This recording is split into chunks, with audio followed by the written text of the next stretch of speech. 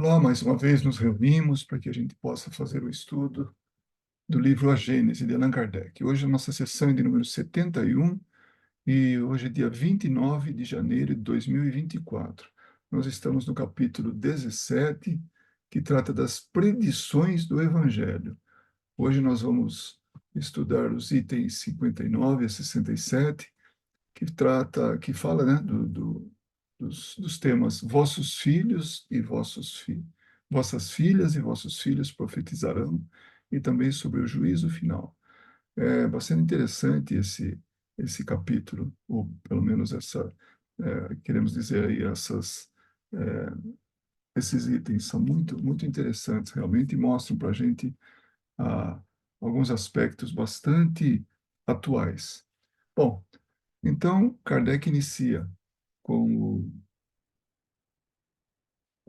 com o item 59. Vossos filhos e vossas filhas profetizarão.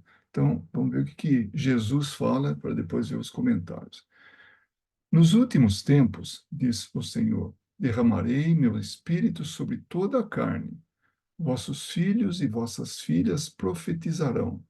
Vossos filhos, criados, terão visões, e vossos velhos terão sonhos. Nesses dias derramarei meu espírito sobre meus servos e sobre minhas servas, e eles profetizarão. Isso está em Atos dos Evangelistas, capítulo 2, versículos 17 e 18. O comentário de Kardec é o seguinte, no item 60. Se considerarmos o estado atual do mundo físico e do mundo moral, as tendências, as aspirações, os pressentimentos dos povos, a decadência das velhas ideias, que se debatem em vão após um século contra as ideias novas, não se pode duvidar de que uma ordem de coisas se prepara para que o velho mundo se encontra em seu fim. Então, quando ele fala um século, é aquele século do iluminismo, né? Todas aquelas ideias que vieram, tal, que seriam ideias revolucionárias, ideias, é, assim, no campo das artes, das ciências, de todos, né? Todas as áreas. Então, havia realmente uma mudança, como ele fala, é, que se debate em vão após um século contra as ideias novas. Então, estavam se debatendo contra isso. Não tem jeito. O progresso, ele vem, né? Ele vem mesmo. E aí, a gente, considerando todo o mundo que está hoje, pode estar de cabeça para baixo, né? Então, ele fala que a ordem das coisas, né, que não se pode duvidar de que uma ordem de coisas se prepara e que o velho mundo se encontra em seu fim. Isso foi dito há 160 anos atrás, né, mais ou menos. Já pensou? Quanta coisa mudou de lá para cá? Mas ainda continuamos estagnados nessa nossa ignorância, né, nesse atraso em que a gente está. Mas vamos seguindo aqui.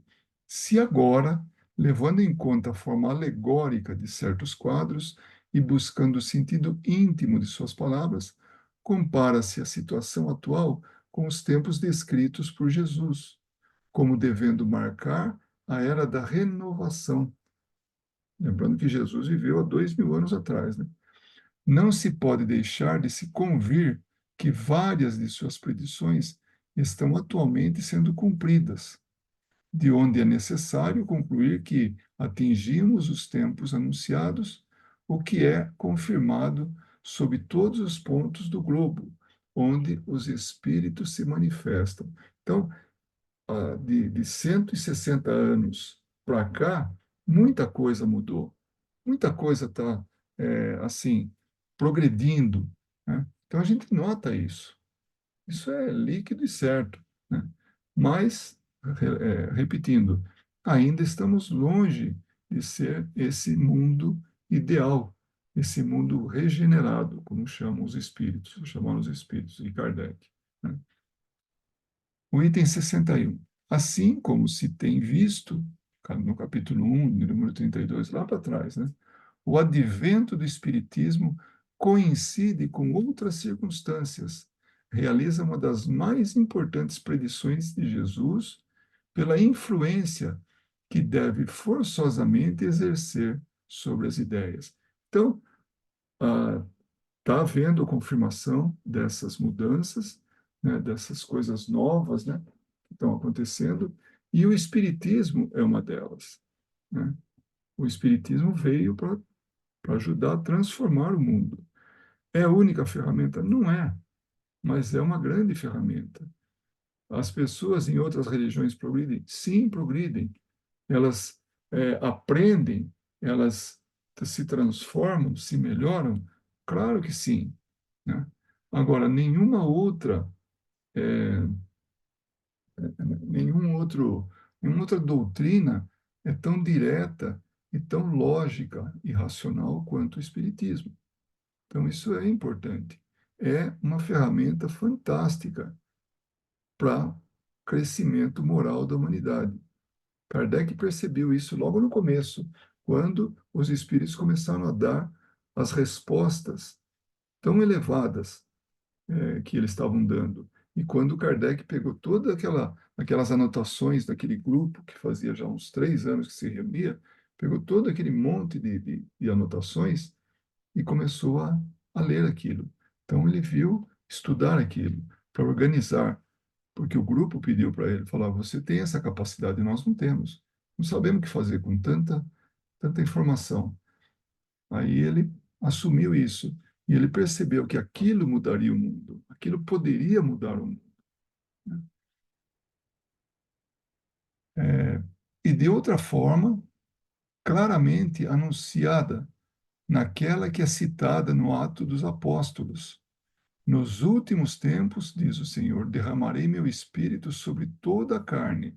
Vossos filhos e vossas filhas profetizarão. Então, agora, olha que observação que tem Kardec. Aí, foi pintado de azul para evidenciar isso, né? É o anúncio inequívoco da vulgarização da mediunidade. A mediunidade se espalharia. Qualquer um teria, ou pelo menos muitas manifestações. Então, ele estava anunciando isso, né?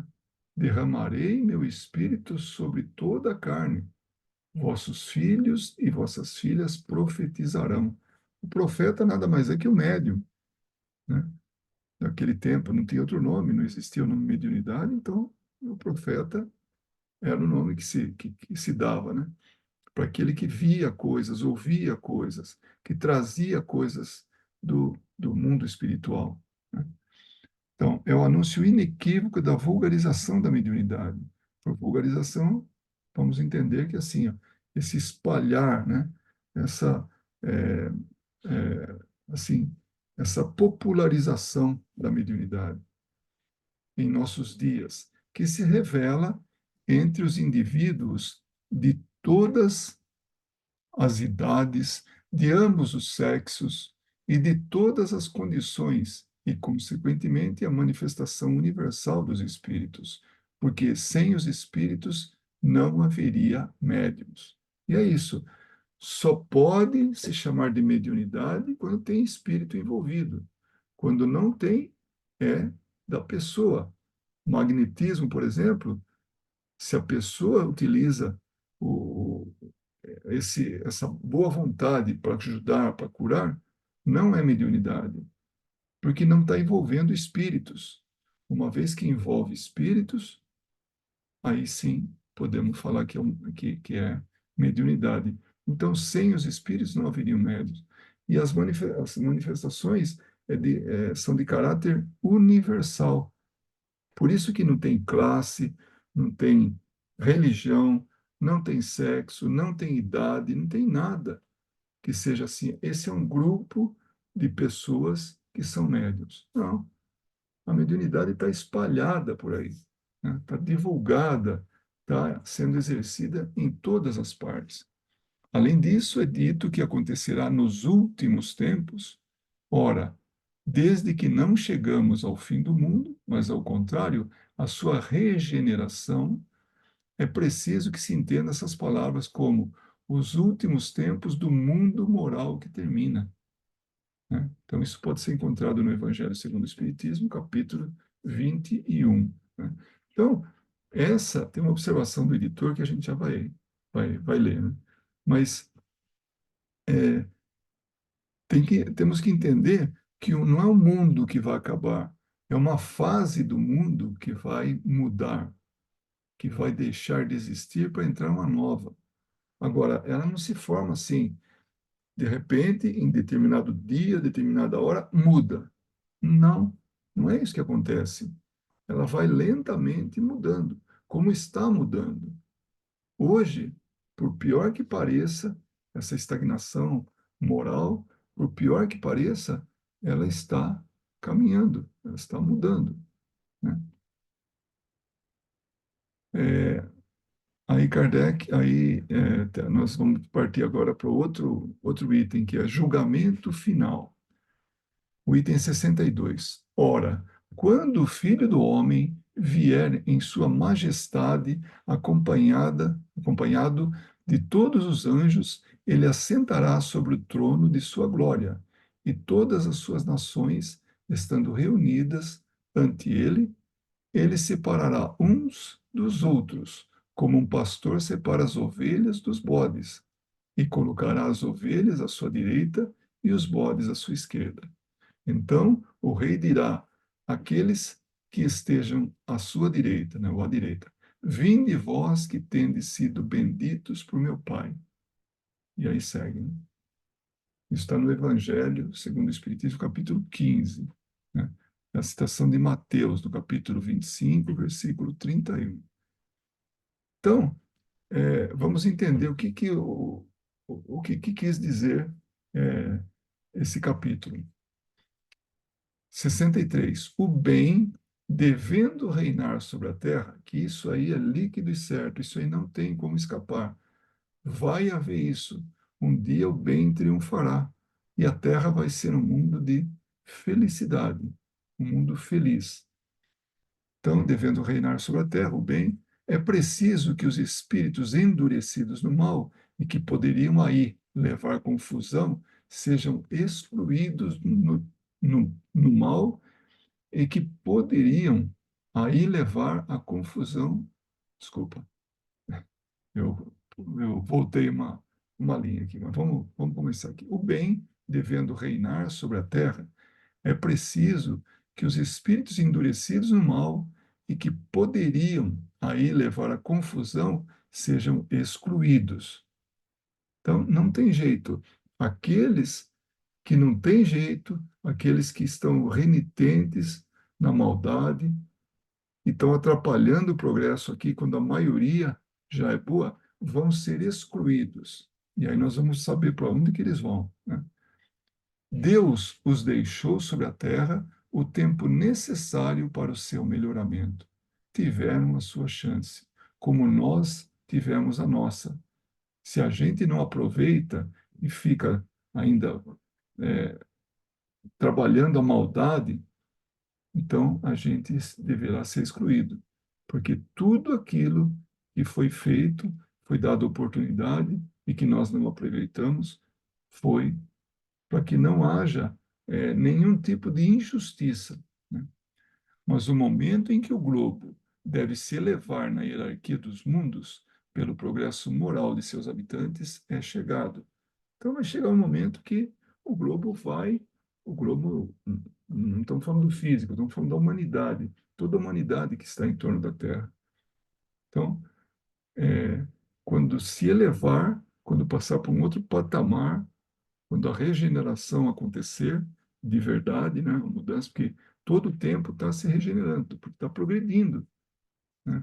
Mas a regeneração propriamente dita, essa é uma situação, é uma fotografia no tempo, na vida da humanidade, que vai mostrar que a gente já está passando para um outro patamar, né?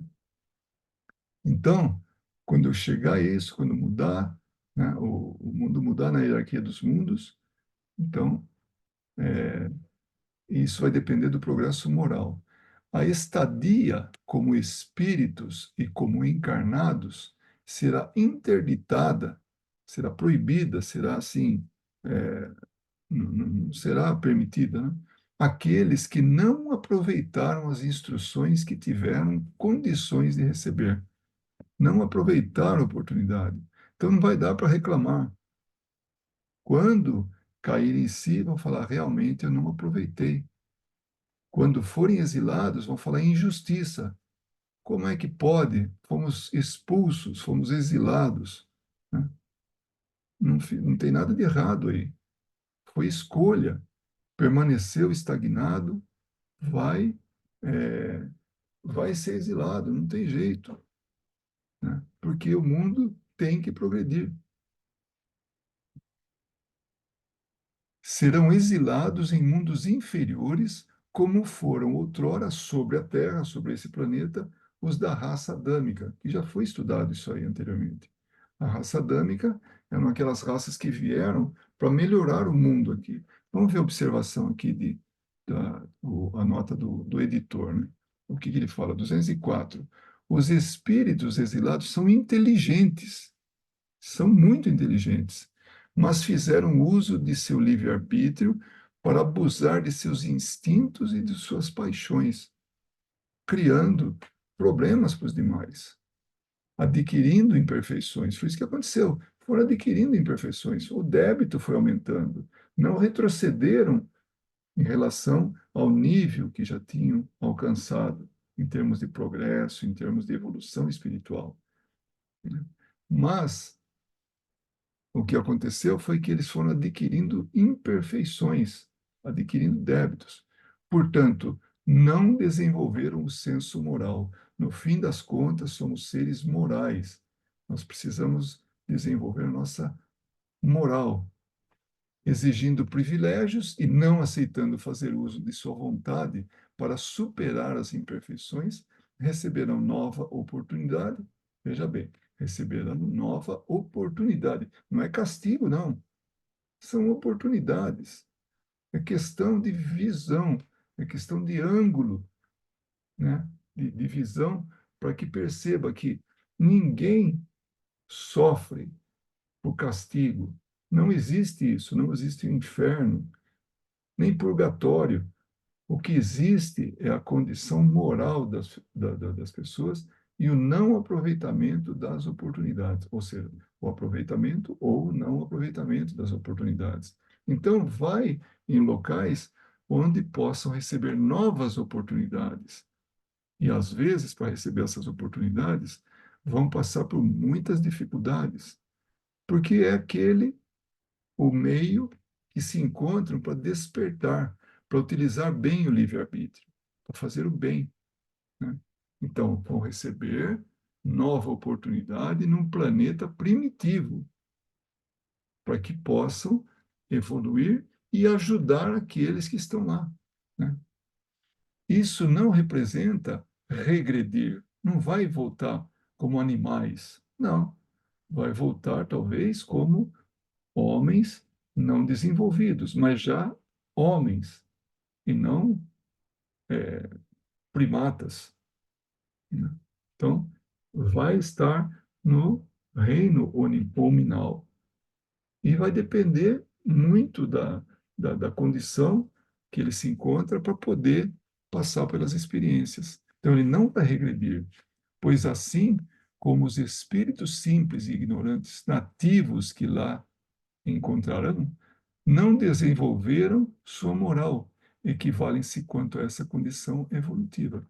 Então, eles vão mesclar, esses espíritos vão habitar os corpos, né, dos descendentes daqueles espíritos que estão numa condição de simplicidade, de ignorância. Então, eles vão entrar naquela sociedade já levando consigo os conhecimentos que tiveram. Por isso que eles não regridem. Eles vão, dependendo da condição, da situação, dependendo da linha do tempo, eles vão exercer assim, a faculdade da inteligência e vão melhorar aquela sociedade, né, daquele grupo de espíritos, daquela humanidade nascente. Então, olha, isso explica por que nós podemos estar tranquilos que nós já podemos prever o caminhar desse mundo, a evolução desse mundo.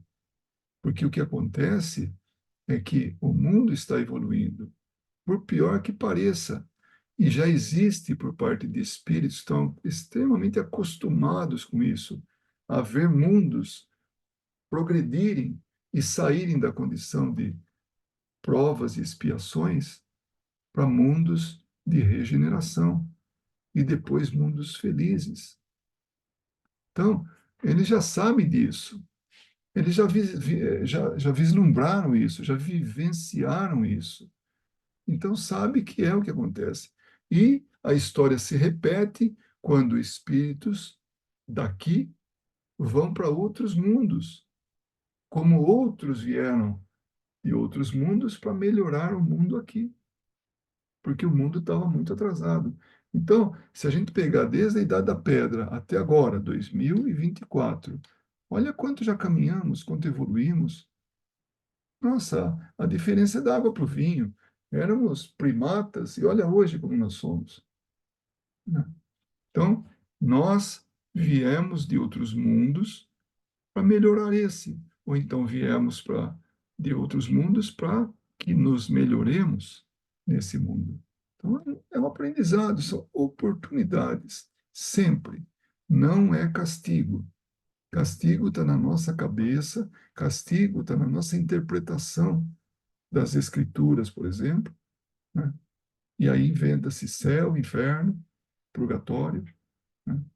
Quando não existe isso. O que existe é progresso, né? E justiça divina, que nos dá as oportunidades de, através das encarnações, de nos melhorarmos, né? Então vamos seguir aqui, vamos ver onde nós paramos. Nesse novo mundo, suas provas serão expiações quando voluntariamente as escolherem como meio para superar suas imperfeições.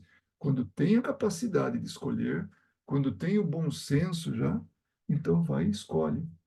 Quando tem esse critério, né, de saber o que é certo, o que é errado, o bem, o mal, então ele escolhe essas provas, né? Enquanto isso, sua inteligência servirá ao surgimento da civilização nesse planeta primitivo. Então, esse planeta que, que, que eles foram transferidos, né?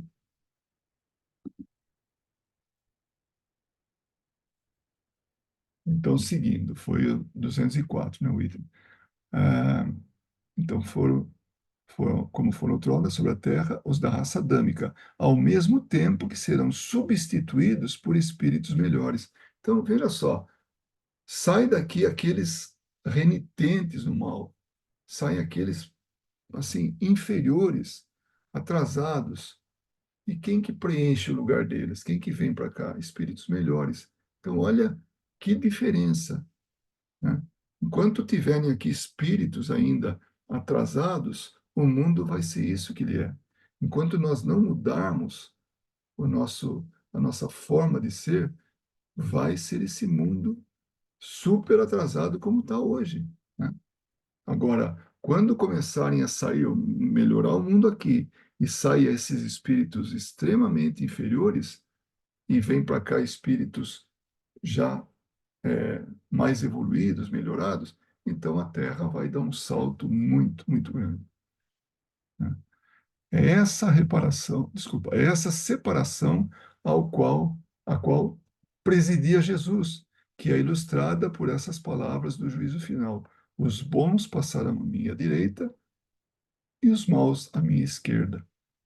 Então, é,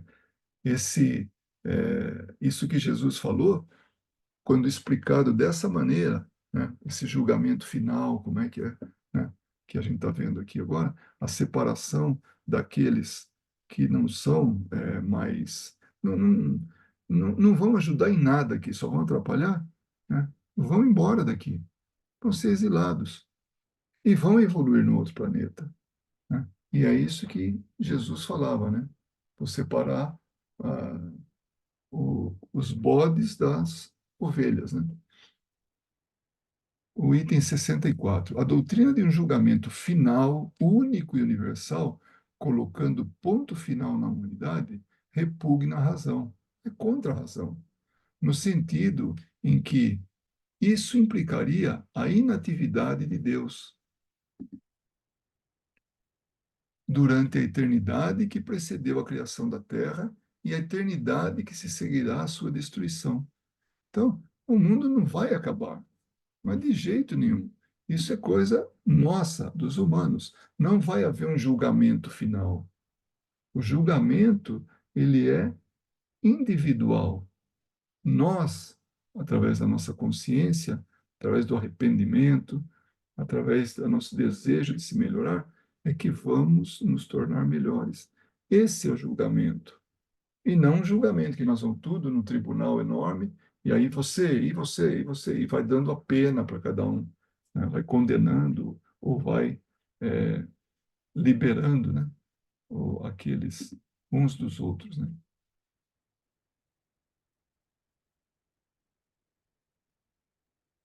É, deixa eu ver aqui. Então, isso implicaria a inatividade de Deus durante a eternidade que precedeu a criação da Terra e a eternidade que se seguirá à sua destruição. Pergunta-se de que utilidade teria então o Sol, a Lua, as estrelas, que, conforme a Gênese, foram feitos para clarear nosso mundo.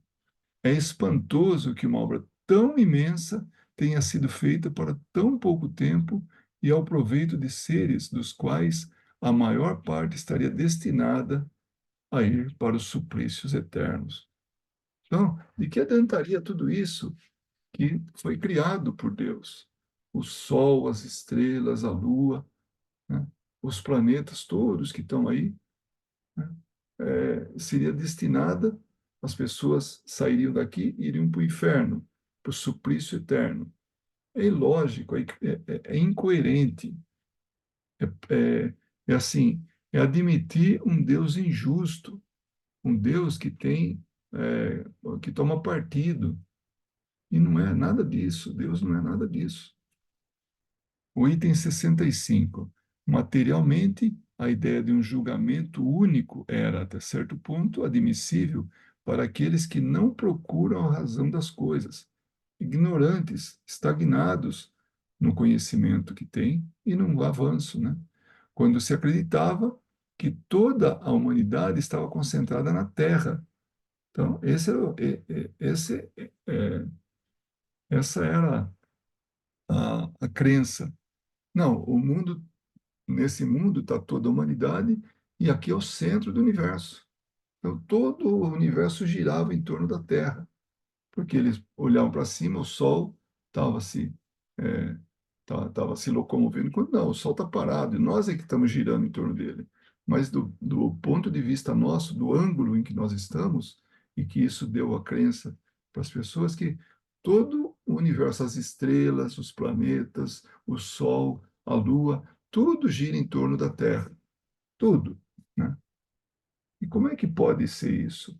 Então, esse era a nossa maneira de interpretar, né? Então, achavam que toda a humanidade estava concentrada sobre essa terra, né? É, então, o universo todo é feito para a gente, era feito para essa humanidade, né? Ela é inadmissível desde que se soube que há milhares de mundos semelhantes que perpetuam suas humanidades durante a eternidade e entre os quais a Terra é um ponto imperceptível, dos menos consideráveis. É um grão de areia na praia, desaparece ali no meio. É muito pequeno. Nós somos só mais um mundo. Agora, sabedores disso, que nós somos um mundo, nós somos uma humanidade que estamos nesse mundo e que cedo ou tarde nós vamos deixar esse mundo e vamos para outro. E vamos deixar tudo que nós temos aqui, porque pertence ao mundo. O que é material pertence à terra, não pertence ao espírito. O que pertence ao espírito é a experiência de vida que ele teve aqui durante suas encarnações e depois na erraticidade também, né? O preparo, e tudo, né? Então, quando a gente tiver essa consciência, imaginem o valor que nós vamos dar para as coisas. Praticamente nenhum, somente como um utilitário, alguma coisa que venha a nos ajudar a viver, a tornar a nossa experiência melhor, né? De caridade, né? De, de proveito, o que mais?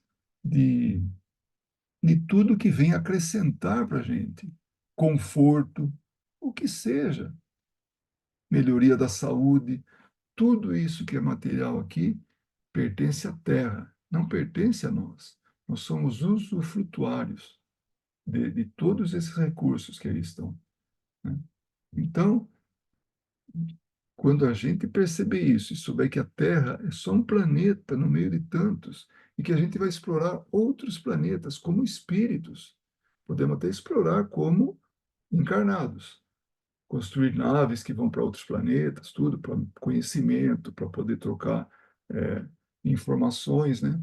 Experiências com outras humanidades, mas como espíritos, e nós vamos ver aí que pode até acabar o planeta, mas isso não faz acabar os espíritos. Vamos ver, né? Vê-se por esse único fato que Jesus tinha razão de dizer a seus discípulos: há muita coisa que não posso vos dizer, porque vós não o compreenderíeis. Então, isso é uma verdade. Jesus veio no momento onde havia compreensão suficiente para ele chegar. O momento era adequado, ele veio. Mas, ainda assim, ele não podia trazer todas as informações, todo o conhecimento que ele desejaria. Não era o momento, tinha que esperar mais. Tanto que, depois de 160 anos, apareceu aí o advento do Espiritismo, para uma condição humana, para a humanidade, que já tinha capacidade de poder aceitar isso. Ah, todo mundo? Não, não todo mundo. Um grande grupo, um pequeno no início, depois aumentou mais, e a tendência é aumentar mais ainda. Então, esse conhecimento ele veio para alavancar o progresso da Terra. Então, agora temos que trabalhar isso, divulgar e vivenciar, né? Vê-se por esse único fato que Jesus tinha razão de dizer a seus discípulos. Nós já lemos isso, né? Há muita coisa que não posso vos dizer, porque vós não o compreenderíeis, já que o progresso das ciências era indispensável para uma correta interpretação de algumas de suas palavras. Então, realmente, a ciência, que naquele tempo não existia, era quem explicaria algumas coisas, né? Que ele veio, né? Seja através de palavras, seja através de atitudes, como as curas, por exemplo. As curas, elas só poderiam ser explicadas pela ciência. E nós não chegamos lá ainda. A ciência ainda não abriu mão do seu orgulho, né, para poder assumir que tudo isso é possível, tudo isso existe, né? Essas curas e tudo mais. Certamente os apóstolos São Paulo e os primeiros discípulos teriam estabelecido alguns dogmas de forma diferente se tivessem tido os conhecimentos astronômicos, geológicos, físicos, químicos, fisiológicos e psicológicos que se possui atualmente. Então, hoje nós estamos muito mais avançados. Hoje a ciência tem condições de explicar muita coisa trazida por Jesus, mas não, ainda não. Por quê? Porque essas ciências não estão ainda humildes o suficiente para poder querer estudar tudo isso e explicar, né? E ver a utilidade disso, né? Por isso, Jesus postergou o cumprimento de suas instruções e anunciou que todas as coisas deviam ser restabelecidas. Então, iria chegar um tempo onde haveria, assim, explicação para tudo, né? O item 66. Moralmente, um julgamento definitivo e sem apelo é inconciliável com a bondade infinita do Criador. Então não dá para achar que Deus é um juiz que fica julgando. Não tem porquê, não tem como, né? Então, e que Jesus nos apresenta sem cessar, e Jesus foi o primeiro a apresentar Deus como um pai, um bom pai, amoroso, deixando sempre uma via aberta ao arrependimento e pronto a estender seus braços ao filho pródigo. Então, que a gente retorna aos braços do Pai, que vem a razão e a gente faz as pazes com as leis divinas, com as leis de Deus. Se Jesus tivesse entendido o julgamento nesse sentido, teria desmentido as próprias palavras. Então, não era assim que Jesus entendia. Ele pregou que Deus era bom, né? E não um Deus juiz, que ficava julgando e condenando. Ah, você está bom, vai para o céu. E você? Você vai para o inferno. E você? Nem céu nem inferno. Vai lá no meio, é o purgatório, né? E aí o homem se aproveitou de tudo isso que ele inventou para que pudesse ganhar com isso, ganhar materialmente, economicamente, vendendo, por exemplo, no caso da igreja, vendendo indulgências, que era o perdão dos pecados. Então a pessoa pecava, fazia um monte de coisa, e ela pagava para os religiosos e eles davam um certificado. Pronto, você tá perdoado, né? Então, a indulgência era isso, era o perdão. Então, pronto, o homem virou intermediário de Deus, né? Tirado do inferno, tirado do purgatório, né? Do inferno nem tanto, né? Porque só ia para lá quem realmente não tinha jeito, né? Não tinha salvação. Segundo a crença católica, por exemplo, né? Se Jesus tivesse, não, isso já vimos, né? Além disso, se o julgamento final deve assombrar os homens de improviso em meio aos seus trabalhos comuns e as mulheres grávidas, indaga-se qual o objetivo de Deus, que não fez nada de inútil nem injusto, faria nascer crianças e criaria almas novas nesse momento supremo, no momento fatal da humanidade, para fazê-los passar em julgamento ao sair do seio da mãe, antes que tivessem a consciência própria, enquanto que outras teriam tido milhares de anos para se reconhecerem. Então é assim, nivelaria, passaria régua, né? Então, tanto faria a pessoa ter vivido muito ou não ter vivido nada, ia ser julgado. E ia, segundo o critério do julgamento, para um desses três lugares: céu, inferno, purgatório, né? De que lado, para a direita ou para a esquerda, passariam essas almas que não são ainda nem boas nem más, e às quais todo o caminho posterior do progresso lhes está, de agora em diante, fechado, já que a humanidade não existirá mais? Que no dia do juízo final parou tudo, né? Para tudo. Então a humanidade todinha vai ser julgada. Então um grande tribunal vai ser julgada e a terra vazia, porque toda a humanidade está sendo julgada. Esse era o conceito desse juízo final, né? É, que aqueles cuja razão se contenta com semelhantes crenças as conservem está no seu direito e ninguém tem nada a dizer quanto a isso.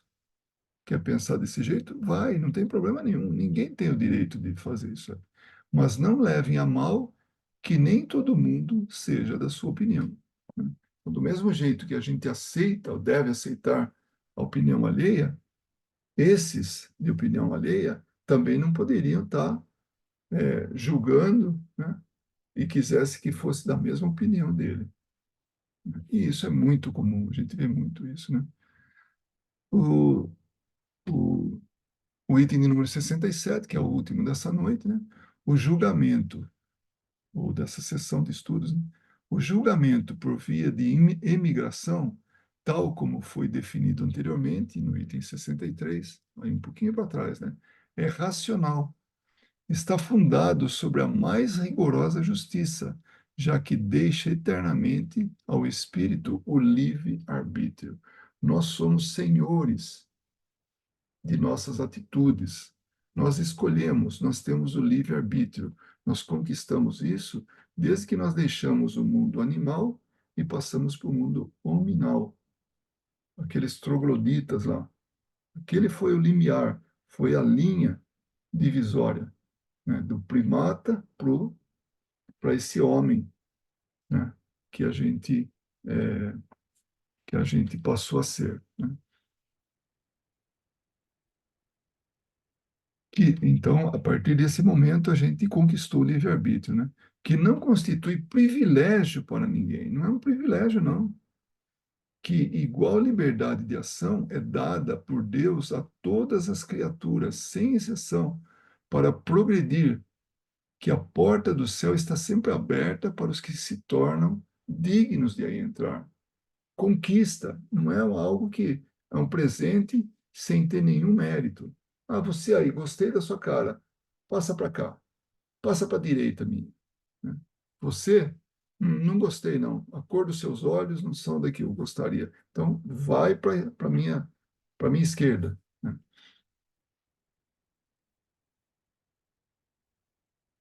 E onde é que nós paramos aqui?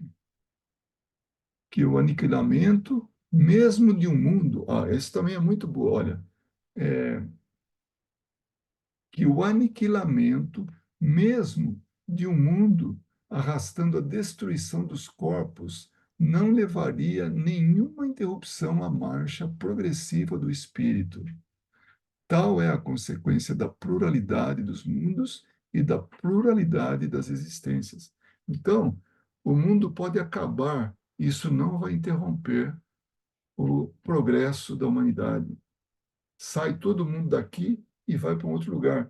É como aqui na Terra acontece uma catástrofe, uma cidade ou uma região todinha é devastada por é, um acidente geográfico, um acidente natural, então vai e acaba, arrasa com tudo. Ou mesmo o homem, né? Quando joga uma bomba, como jogou no Japão, né? Em Hiroshima e Nagasaki, então vai e destrói tudo. As pessoas que sobreviveram vão para um outro lugar, porque precisam dar continuidade para a vida e reconstrói aquele mundo, desculpa, aquela região, que se fizer uma comparação, é ir de um mundo para outro. E aquele mundo, ele é reconstruído. A natureza se refaz, se regenera. Então, destruição do mundo não significa interrupção no crescimento, no progresso espiritual. Claro, não precisamos destruir o mundo, mas se acaso acontecer, ele vai ter, é, ele tem cura, tem como resolver, né? Então, tem como melhorar. Segundo essa interpretação, a qualificação de julgamento final não é exata, já que os espíritos passam por semelhante tribunal a cada renovação dos mundos que habitem. Tribunal da consciência, que pode ser, né? Até aquele que tenha atingido certo grau de perfeição. Nunca há, pois, propriamente dito, julgamento final, mas há julgamentos gerais em todas as épocas de renovação, parcial ou total, da população dos mundos, em seguida dos quais ocorrem as grandes emigrações e imigrações de espíritos. Emigrações aqui internamente, emigrações que vêm de outros mundos e que também sai daqui e vai para outros mundos. Então, toda essa dinâmica, né, espírito para cá, espírito para lá, é, são basicamente oportunidades de crescimento e também oportunidades de ajudar crescimentos de outros locais, outros mundos. Né? E tem aqui uma observação, né, do editor, 205. De alguma forma, ou de forma alguma, né, melhor dizendo, Como fica claro pela teoria moral espírita apresentada nessa obra, as migrações e emigrações ferem a liberdade de escolha concedida por Deus às suas criaturas, pois, a rigor, a palavra julgamento aqui é alegórica, porque tais migrações são resultado de uma trajetória espiritual resultante das escolhas livres decididas por cada espírito. Vamos ler de novo, né? Porque tais migrações são resultado de uma trajetória espiritual, da vida do espírito, do progresso espiritual dele, resultante das escolhas livres. Ele é livre para escolher, decididas por cada espírito, decidindo assim seu destino conforme os desígnios das leis naturais criadas por Deus para reger o mundo moral, leis universais e imutáveis, como são também as leis que regem o mundo físico. Então, do mesmo jeito que tem as leis que regem esse nosso mundo, as leis naturais, né, assim, do processo, né, todas as leis que vigoram aqui, também tem essa, é, essas leis para o mundo moral. Então, esse era é, o nosso estudo de hoje, né? A próxima reunião, próximo estudo, que a gente vai ter vai ser Os Tempos São Chegados, que são outras também bastante interessantes, é, bastante instruções, ensinamentos que os Espíritos deixaram para a gente. Então, nós vamos estudar os sinais dos tempos e a nova geração. Estamos na reta final, esse é o último capítulo do livro A Gênese. Então, nós vamos dividir em 4 sessões de estudo, e aí nós fechamos, concluímos o estudo do livro A Gênese. Então, eu agradeço pela oportunidade de estar aqui com vocês, buscando uma interpretação. Na verdade, nem é uma interpretação, porque os espíritos, quer dizer, Allan Kardec, com a ajuda dos espíritos, já fizeram isso, né? Já interpretaram. É assim, o trocar em miúdos, para que a gente possa melhor compreender. Então, meu muito obrigado. Rogo a Jesus que abençoe a todos nós e nossos familiares, nossos lares e todas as atividades que nós exercemos. Muito obrigado e até a próxima oportunidade.